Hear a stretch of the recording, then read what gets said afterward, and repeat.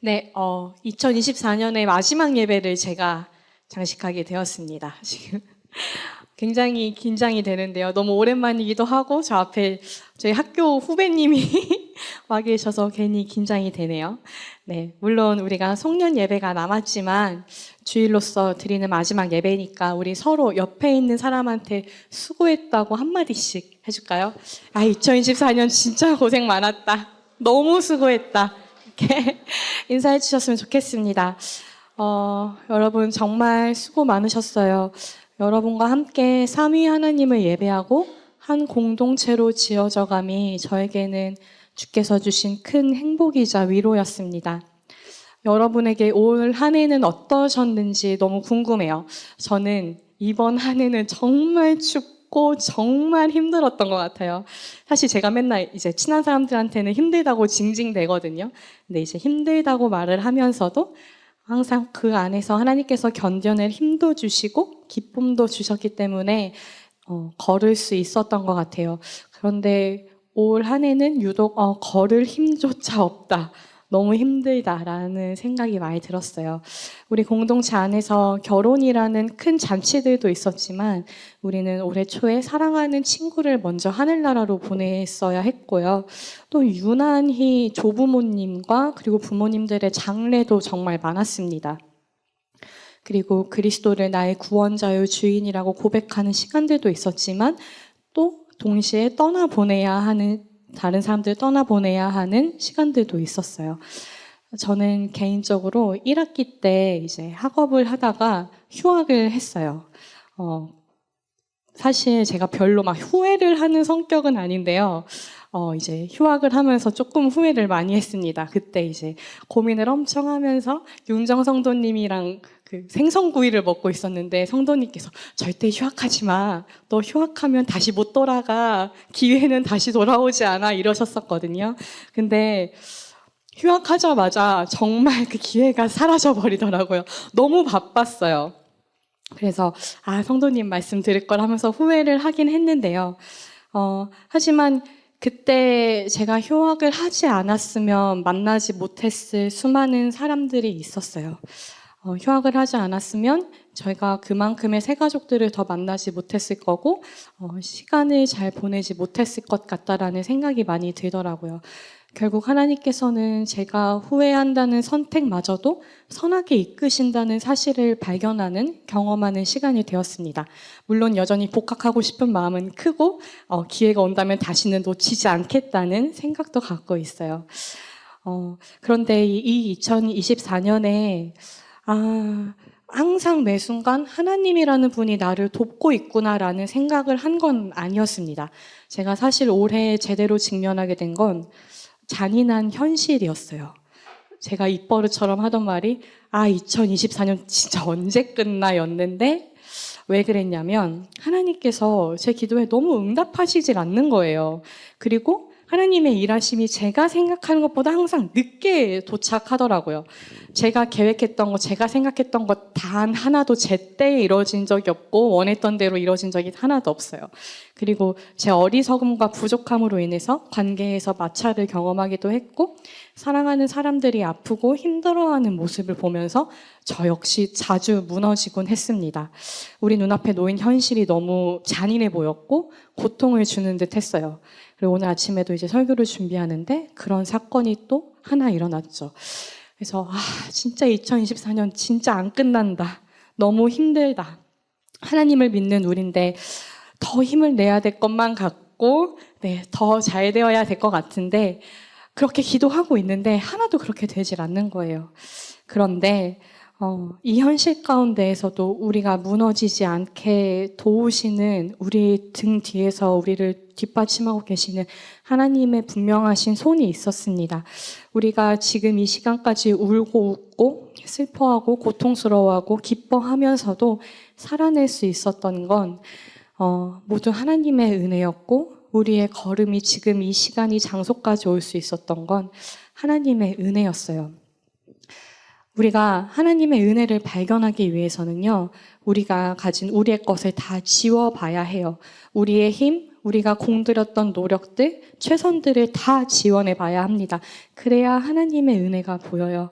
내가 걸어온 이 길에 내 발자국보다 더 앞서서 걸으시고 예비하셨던 하나님의 은혜가 있기 때문이죠. 우리는 그 위를 걸어갈 뿐이에요. 그러니까 이제 우리 한번 우리의 것을 지워가는 작업을 해볼게요. 첫 번째로 우리는 사실 하나님을 이용한다라는 점을 볼 거고요. 두 번째로는 우리는 계속 실수한다, 넘어진다입니다. 그리고 세 번째로 그럼에도 불구하고 하나님이 도우신다라는 내용을 살펴보도록 하겠습니다. 첫 번째로 우리는 하나님을 이용한다는 사실입니다. 오늘 본문은 제가 안 읽었죠? 어머, 죄송해요. 오늘 우리 본문을 함께 읽어보도록 하겠습니다.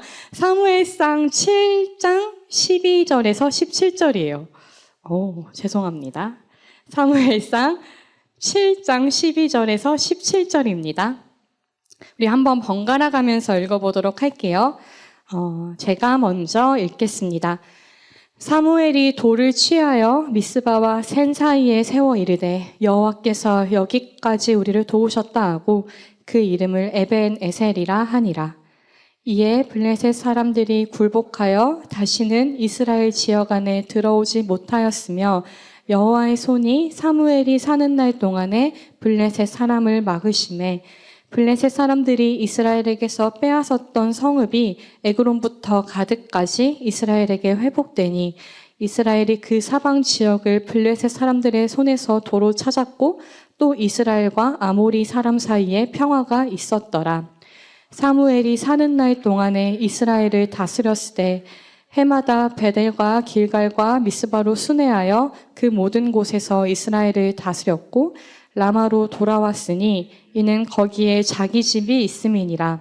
거기서도 이스라엘을 다스렸으며 또 거기에 여호와를 위하여 제단을 쌓았더라. 아멘. 우리가 함께 읽은 사무엘상 1장에는요, 한나라는 여자가 나옵니다. 지지난주에 예배에 참석하셨던 분은 아실 텐데요. 하나님께서 고의로 한나라는 여자의 이제 태를 닫으십니다.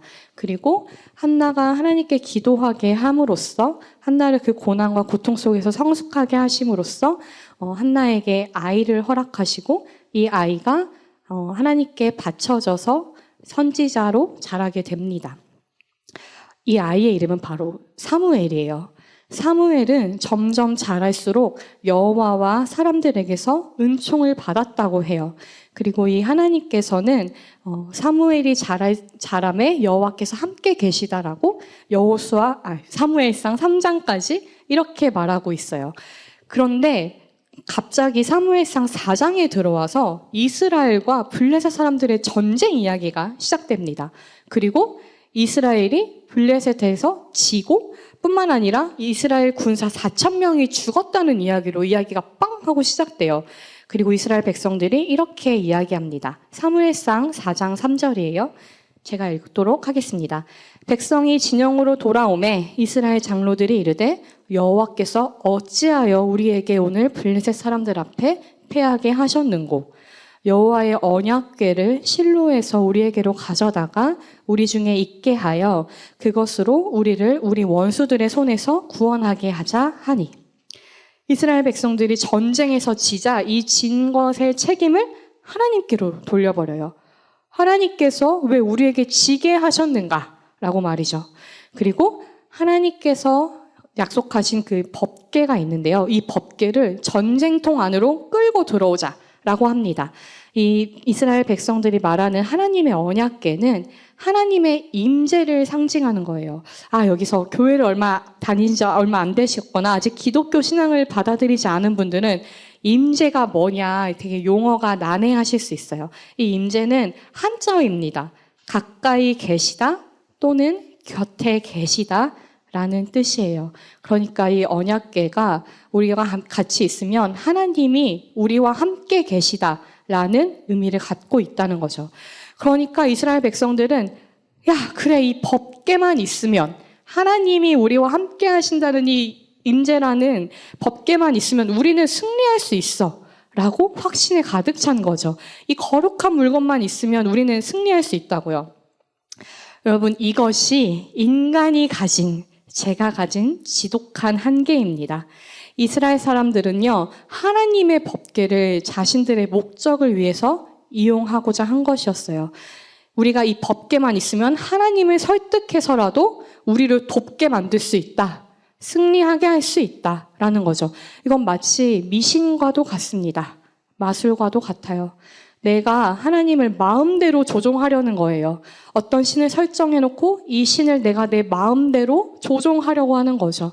하나님의 법궤는 하나님의 거룩한 물건이지만 내 뜻을 이루는 도구에 불과했습니다. 하나님의 법궤만 있으면 하나님은 당연히 우리의 뜻을 들어줘야 돼요. 예시를 들 때 이제 제가 너무 조심스러워서 되게 단순하고 유치한 걸 하나 가져왔는데요. 제가 18살 때 저희 둘째 오빠가 저한테 이제 생일 선물로 목걸이를 해주겠다는 거예요. 근데 이제 나름 또 교회를 다니니까 오빠가 무슨 모양 갖고 싶냐 이렇게 물어봤을 때 이제 당연히 십자가라고 했죠. 그때는 굉장히 이제 좋아했었어요, 십자가 모양을. 그랬더니 이제 오빠가 저를 이제 오래 본 분들은 아실 텐데 병원 모양의 그 앰뷸런스 십자가 모양을 좀 갖고 왔어요. 이제 정통 그 십자가가 아니라 되게 귀여운 걸 갖고 왔었거든요. 근데 그게 꽤 마음에 들어서 오히려 십자가 같아 보이지도 않고 마음에 들어서 저 한 번도 빼지 않고 달고 다녔던 것 같아요. 근데 진짜 재밌는 게 뭐냐면 제가 진짜 간절한 마음으로 기도하게 될 때 이 목걸이를 꽉 쥐고 있는 거예요. 그리고 몸에서 한 번도 뺀 적이 없었어요. 막 엑스레이를 찍어야 된다거나 MRI를 찍어야 될 때만 잠깐 뺐다가 바로 걸고 그랬었어요.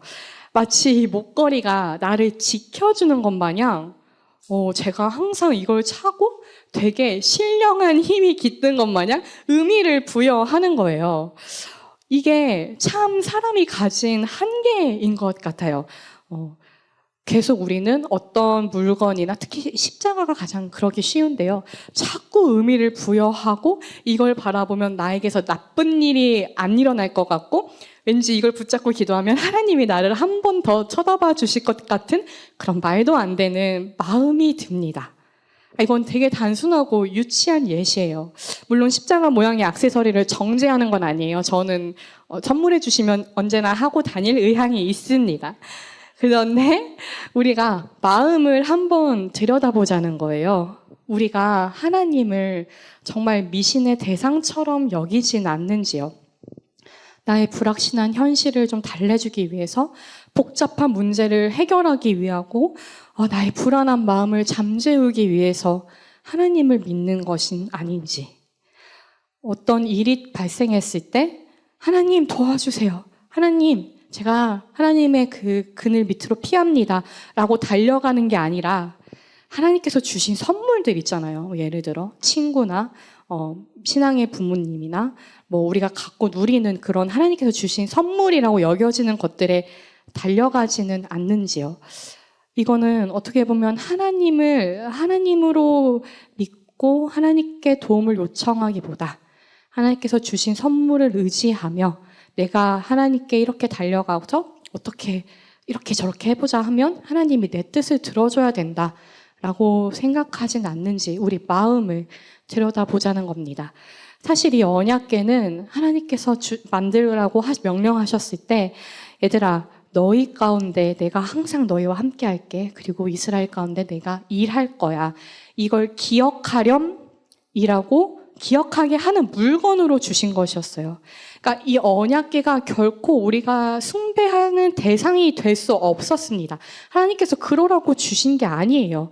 이걸 붙잡고 기도하면 승리해. 너네가 이길 거야. 라는 게 아니었어요. 그러니까 이스라엘 백성들은 블레셋과의 싸움에서 졌을 때 오히려 하나님 앞에 엎드러져서 하나님 이제 우리가 어떻게 해야 합니까? 라고 물어봤었어야 했습니다.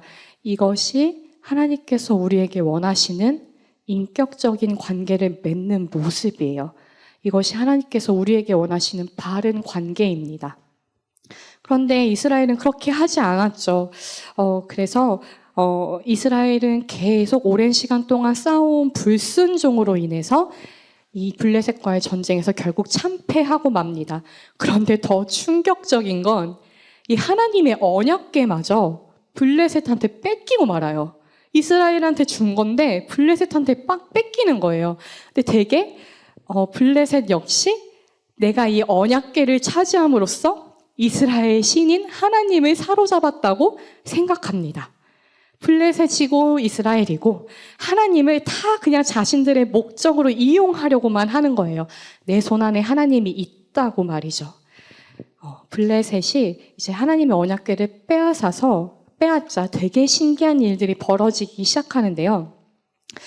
블레셋은요, 사실 하나님을 믿지 않고 여러 신들을 믿는 나라였어요. 그래서 전쟁에서 승리하면 그 패전국에서 섬기던 신을 가져와서 자신들의 신전에 모으곤 했습니다. 그러니 당연히 하나님의 법궤도 그들의 신전에 데려갔겠죠. 그리고 그곳에는 이미 블레셋이 가장 최우선으로 섬기는 다곤 신상이라 있었어요. 다곤이라는 신이 있었어요. 그리고 이 다곤 신 옆에 하나님의 언약궤를 뒀습니다. 다음 날 이제 블레셋이 하나님의 언약궤를 전리품으로 이제 자랑하려고 신전에 딱 들어갔는데, 아니 이 다곤 신이 땅에 얼굴을 받고 쓰러져 있는 거예요. 놀랄 일이죠. 왜 우리의 신이 감히 어떻게 얼굴을 땅에 받고 쓰러져 있지? 블레셋 사람들은 이 신상을 일으켜서 자리에 세웠어요. 그리고 그 다음 날 아침에도 신전에 들어갔는데 이 다곤 신상이 또 얼굴을 땅에 받고 있는 거예요. 그런데 여기서는 되게 중요한 게 머리와 두 손목이 끊어져 있었습니다. 제가 사무엘상 5장 4절을 읽어볼게요. 그 이튿날 아침에 그들이 일찍이 일어나 본즉 다곤이 여호와의 궤 앞에서 또다시 엎드러져 얼굴이 땅에 닿았고 그 머리와 두 손목은 끊어져 문 지방에 있고 다곤의 몸뚱이만 남았더라. 내가 이스라엘과 싸워서 이겼고 언약궤를 탈취함으로써 내가 하나님을 손안에 얻었다라고 생각했던 블레셋의 오만함이 그대로 드러났습니다. 살아계신 하나님께서 다곤의 신상을 철저히 무너뜨림으로써 하나님의 하나님 되심을 드러내 보여셨던 거죠. 다곤 신은요, 우상에 불과했어요. 왜냐하면 하나님께서는 스스로 살아계셔서 다곤 신상을 무너뜨리시는데 이 다곤 신이 일으켜지기 위해선 사람의 손이 필요했어요. 하나님이 머리와 손을 잘라서 아무 힘을 꺾어버리면 그 신상은 아무것도 아닌 게 된 거예요.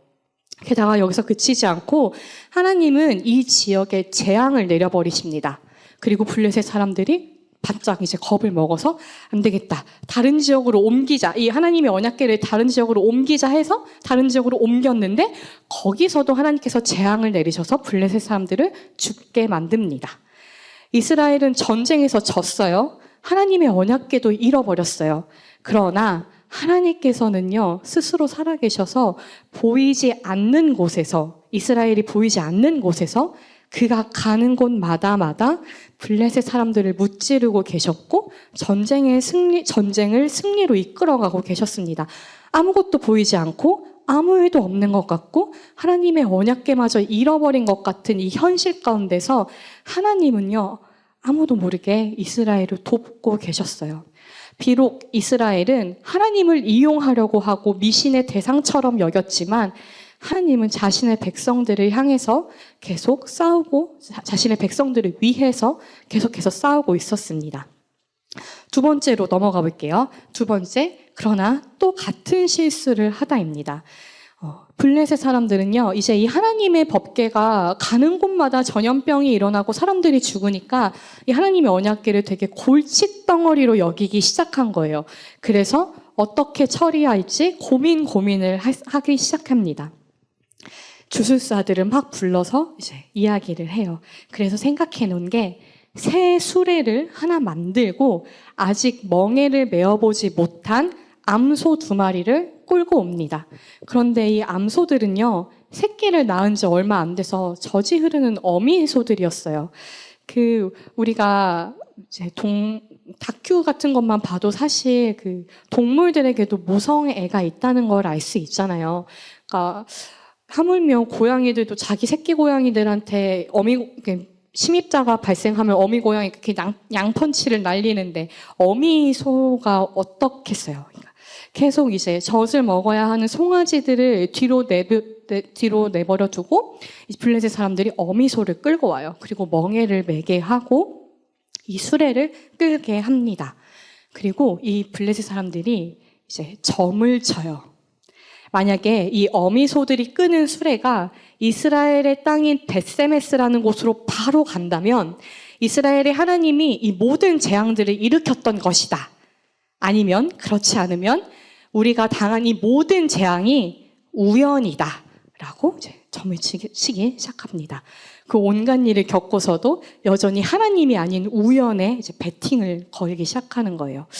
아마 하나님을 믿지 않는 사람들의 마음이 다 이렇지 않을까 생각합니다. 한편으로 하나님이 계실까? 신이라는 그 절대자가 있을까라고 생각하면서도 결국엔 하나님은 무능하지. 저들이 믿는 하나님은 손에 힘이 없지. 이 모든 건 내가 이뤄낸 결과물이지라고 생각하고 싶어 하는 것 같아요. 그래서 블레셋 사람들은 이제 암소에 새 수레에 멍에를 매게 하고 그 수레에 하나님의 언약궤를 싣고 그 암소들이 어디로 향하는지 보게 됩니다. 사무엘상 6장 12절인데요. 제가 읽어볼게요. 암소가 벳세메스 길로 바로 행하여 대로로 가며 갈 때에 울고 좌우로 치우치지 아니하였고 블레셋 방백들은 벳세메스 경계선까지 따라가니라. 그러니까 이 암소들이 수레를 메고 저 뒤에 송아지들이 있는데 한 번도 뒤돌아보지 않고 좌우로 치우치지 않고 곧장 이스라엘의 땅인 벳세메스로 갔다는 거예요. 이것은 하나님께서 스스로 움직이시는 분이라는 것, 그의 손이 강하고 힘이 있다는 사실을 드러내는 사건이 되었습니다. 암소들로 하여금 그 새끼들에 대한 본능과 애착을 버리고 하나님께서 스스로 이제 자신의 땅인 이스라엘로 돌아가는 걸음을 시작하신 거예요. 그리고 이 수레가 이스라엘의 땅 벳세메스에 도착하자마자 그곳에 있던 사람들이 수레가 들어오는 걸 보고 되게 기뻐합니다. 진짜 크게 기뻐해요. 이건 하나님께서 홀로 전쟁을 치르시고 돌아오신 기한이었는데 일단은 벳세메스 사람들은 오, 하나님의 임재인 언약궤가 돌아왔구나 하며 기뻐합니다. 그런데 여기서 우리가 하나 알아야 할 점이 있어요. 이 벳세메스 사람들은요, 사실 하나님께 제사를 드리는 레위 지파 출신들이었어요.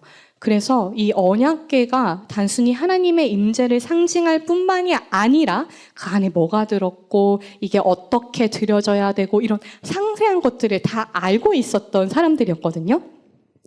그런데 이 사람들이 이 언약궤를 함부로 만지면 안 되는 줄 알면서도 이 내부를 열어서 보면 안 되는 줄 알면서도 그 궤 안을 들여다보고 맙니다. 그리고 그 자리에서 70명의 정도 되는 사람들이 죽고 말아요. 제가 사무엘상 6장 19절에서 20절을 읽어보도록 하겠습니다. 사무엘상 6장 19절에서 20절입니다. 벳세메스 사람들이 여호와의 궤를 들여다본 까닭에 그들을 치사 5만 70명을 죽이신지라.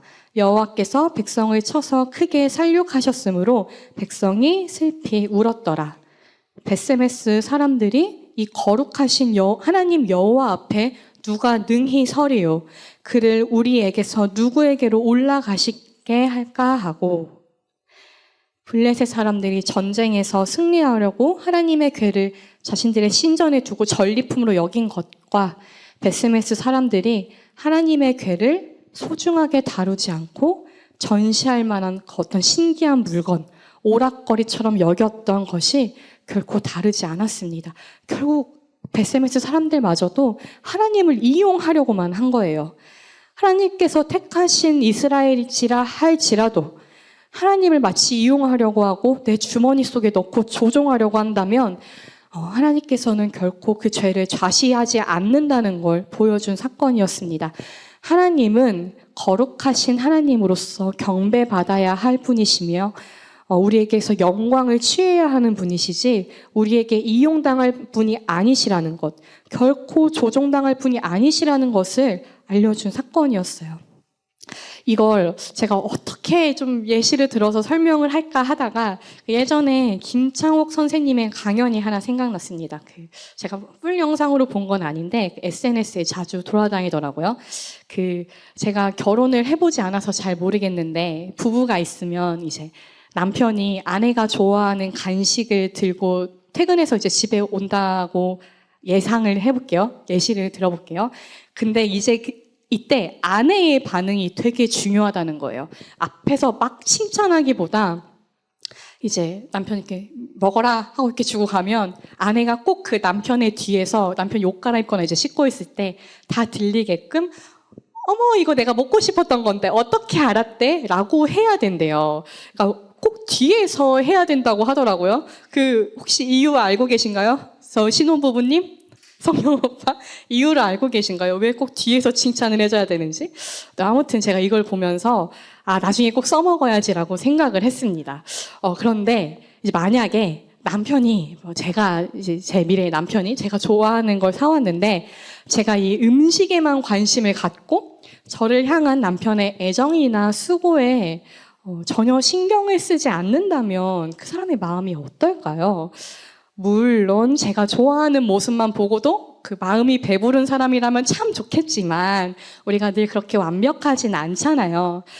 아니면 제가 제 입맛대로만 제 이익을 위해서 사람을 이용하고 조종하는 사람이라면요?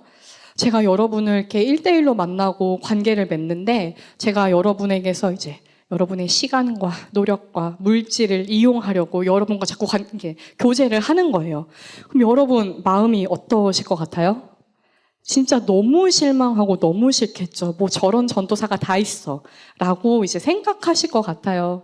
근데 하물며 하나님은 어떠실까요? 하나님은 분명 우리에게로부터 영광을 받아야 하시고 경배를 받으셔야 하는데 자꾸만 사람들이 하나님의 그 선물과 하나님께서 하나님을 이용하려고 하고 하나님을 내 뜻대로 조종하려고 하는 거예요. 이건 사실 하나님을 사랑하지 않는 거예요. 우리의 마음이 하나님으로부터 멀리 떠나 있는 거란 말이에요. 하물며 인간관계에서 발생하는 이런 사건들에도 우리가 실망하고 너무 슬퍼하고 짜증나고 화나는데 우리를 지으시고 우리의 사랑을 원하시는 하나님의 마음은 어떠실까요? 제가 사실 이번 설교를 준비하면서 저 역시 이런 사람일까 봐 너무 무서웠습니다. 매번 하나님을 기도 제목을 이제 저도 나누면 저도 하나님을 가장 사랑하고 싶어요. 그렇게 되게 기도해 주세요. 라고 말하면서도 내가 하나님을 이용하지 않고 진실되게 사랑하려는 사람인가? 내가 하나님을 호기심으로만 채우려고 하고 어떻게 하나님의 이제 목에 이렇게 빨대 딱 꽂고 필요한 것만 쏙쏙 뽑아 먹으려고 하는 사람 아닌가? 난 진짜 하나님과 진실한 관계를 맺고 있나? 나는 하나님을 정말 조종하지 않고 하나님의 뜻에 순종하려는 사람인가? 이 질문을 스스로 했을 때 저는 그렇지 않다고 대답할 자신이 없었습니다. 솔직한 심정으로요. 기도하면서도 어쩌면 저는 하나님을 여전히 매번 미신처럼 대하고 이걸 회개해도 또 같은 실수를 반복하고 진짜 나라는 사람이 하나님께 관심이 있는 걸까? 나 진짜 하나님한테 관심 있나? 라는 마음이 수도 없이 요즘에 많이 듭니다. 구약시대 때처럼 제가 하나님의 뜻을 따르지 않으면 죽을까 봐서가 아니라요. 내가 정말 이 하나님을 나를 돕고 도우시는 하나님의 하나님 되심으로 알고 있는 걸까? 내가 정말 나의 자리를 비우고 하나님으로 채워서 하나님의 일하심을 보는 사람일까? 계속해서 질문이 들었습니다. 이런 마음이 이스라엘에게도 있었던 걸지도 몰라요. 그들에게도 마음의 변화가 시작됩니다. 7장 1절에서 이제 그들이 여호와를 쫓는다고 말을 합니다. 여호와를 사모한다고 이야기해요. 이 말은 사실 마음이 애통해하며 하나님을 구하기 시작했다라는 의미와 같습니다.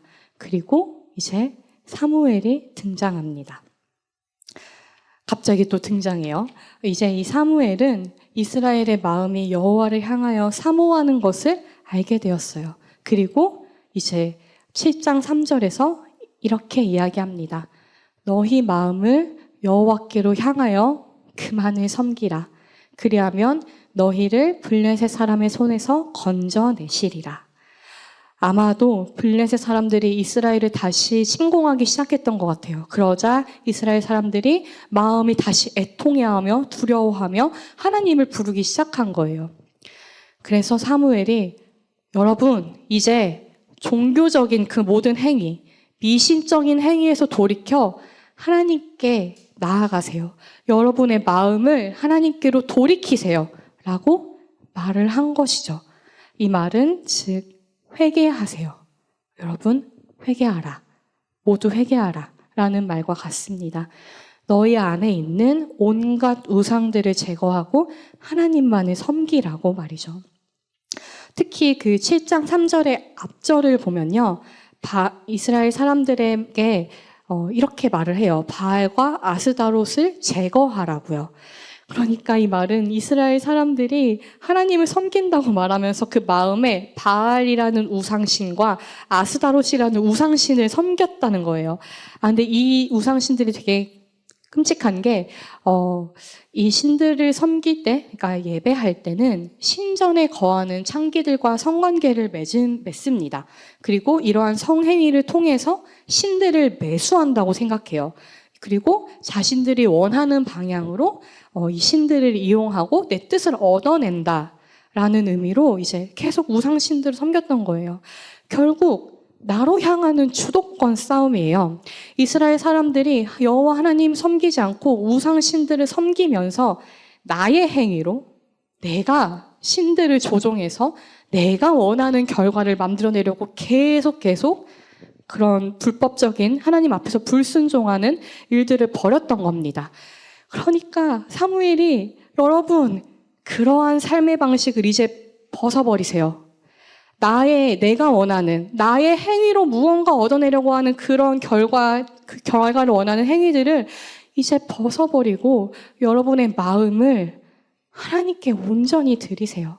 거리낌 없이 맡기십시오.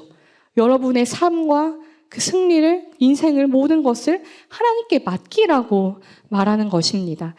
이게 바로 하나님께서 우리와 원하시는 관계예요. 하나님은요, 결국 자신과 사랑하자고 계속해서 이스라엘을 초대하셨어요. 단 한 번도 너희에게서 무리한 대가나 보상을 요구하신 적이 없으셨어요. 그저 너희가 나를 찾고 찾으면, 나를 간절히 찾으면 너희를 만날 것이라 라고 하셨습니다. 하나님은 언제나 이스라엘을 향해서 너희는 내 자녀다. 나는 너희의 아버지다. 너희의 부모다. 라고 말씀하셨어요. 이사야서에서는 이렇게 이야기합니다. 여인이 어찌 그 젖먹는 자식을 잊겠으며 자기 태에서 난 아들을 긍휼히 여기지 않겠느냐. 너희는 혹시 잊을지라도 나는 너희를 절대 잊지 아니할 것이다. 하나님은요, 너희가 그 잔인한 현실 앞에 있을 때, 전쟁의 두려움이 눈앞에 있을 때 제발 우상을 찾는 것이 아니라, 나를 미신처럼 이용하는 것이 아니라, 나를 이용하는 게 아니라 나를 찾으라, 나를 구하라 라고 말씀하셨습니다. 언제나 우리의 죄와 그 하나님을 이용하려는 한계 가운데에서도 하나님께서 항상 먼저 찾아오셨어요. 우리의 눈에 보이지 않는다 할지라도, 하나님의 일하심을 느끼지 못할 때라도 하나님은 우리가 보이지 않는 곳에서 당신의 일을 하고 계시며 언제나 우리에게 찾아오시는 그런 아버지 하나님이셨습니다. 그러니까 하나님은 사무엘을 통해서 얘들아 이제 마음을 변화시키고 나와 바른 관계를 회복하자. 내가 원하는 건 너희가 나를 이용하는 게 아니라 너희 자신이며 너희의 마음이며 겉으로 보여지는 그런 가짜 순종이 아니야. 나는 너를 원해. 라고 말씀하고 계시는 겁니다. 그리고 이제 사무엘은 이스라엘 사람들과 함께 모여 이제 종일 금식하고 하나님 앞에서 회개합니다. 그런데 이제 제가 블레셋 사람들이 이스라엘을 다시 침략하려는 계획을 세웠다고 했잖아요. 이스라엘이 하나님 앞에 모여서 회개하려고 이제 모이자 이제 블레셋 사람들이 전쟁의 신호로 받아들이고 이스라엘을 치러 옵니다.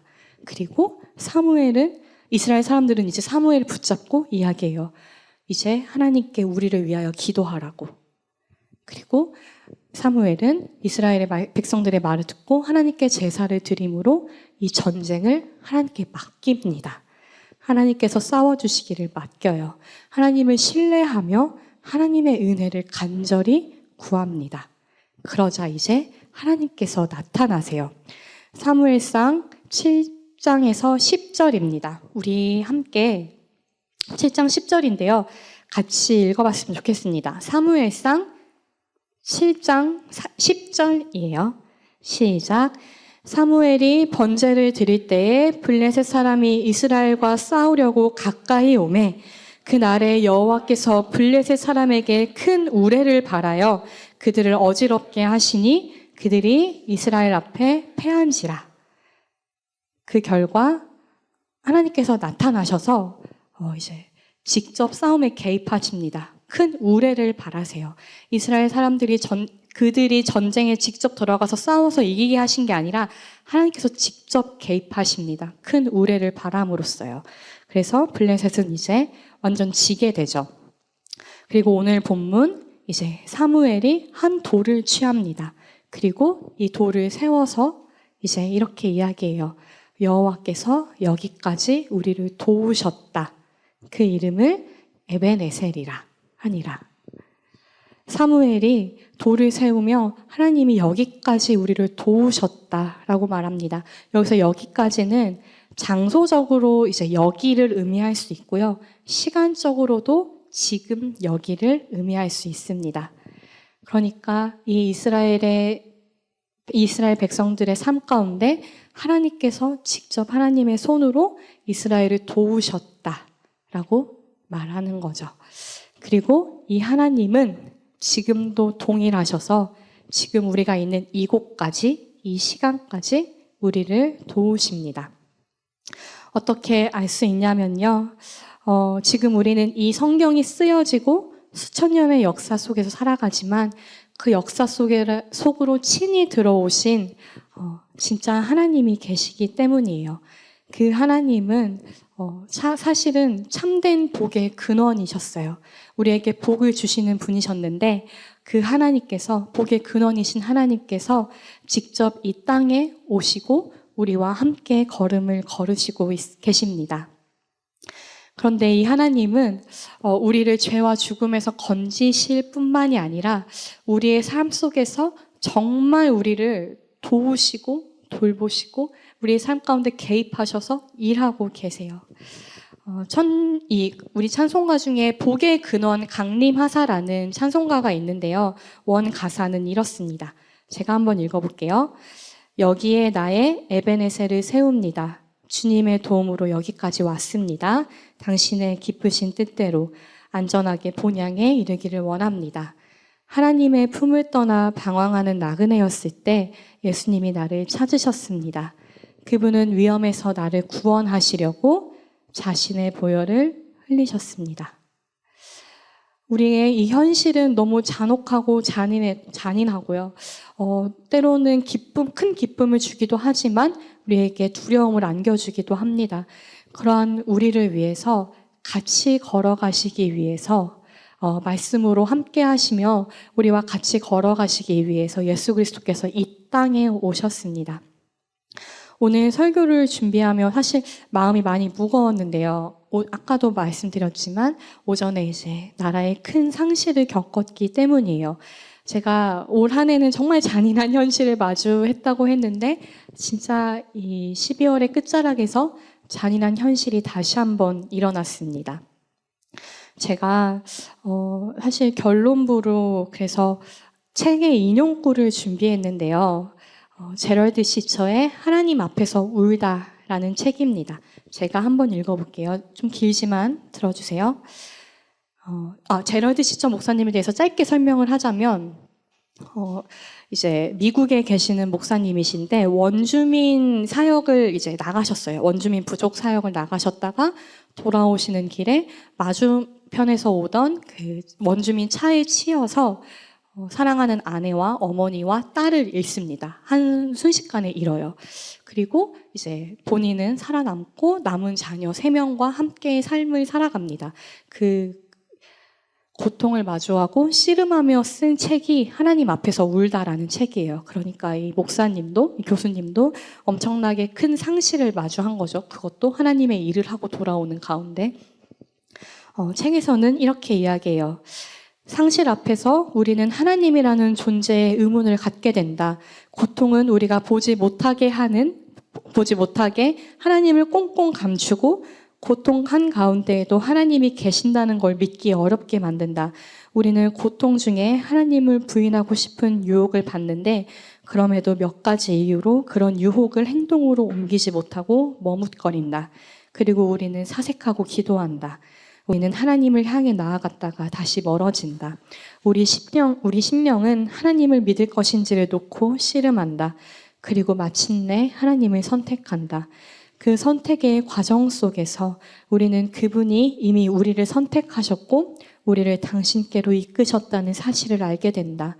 우리는 의심과 믿음을 모두 품을 수 있는 머리와 슬픔과 기쁨을 함께 느낄 수 있는 가슴과 하나님을 맞아들일 수도 거절할 수도 있는 의지를 안고서 그분께 자유로이 나아간다. 우리는 하나님과 관계를 맺기로 결정한다. 그러고 나서 주권자이신 하나님께서 우리보다 앞서 우리와 관계 맺기로 작정하셨다는 사실을 발견한다. 하나님은 정말 우리 마음을, 우리 스스로를, 우리 자신을 원하시는 하나님이십니다. 우리 이 하나님께 이제 마음에 있는 우상들을 지워버리고 하나님을 미신처럼 대하고 내 뜻대로 조종하려고 했던 그 지난 날을 반성하고 우리를 원하시는 하나님 앞에 우리 자신을 드렸으면 좋겠습니다. 같이 복의 근원 강림하사 찬양할게요.